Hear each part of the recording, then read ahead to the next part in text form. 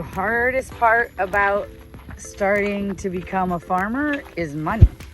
That farm work and farm growing food is considered like the least valuable thing on the planet for some reason, and we're paid almost nothing, and you need huge sums of money to start, and so you basically have to go into debt to start farming unless you're independently wealthy.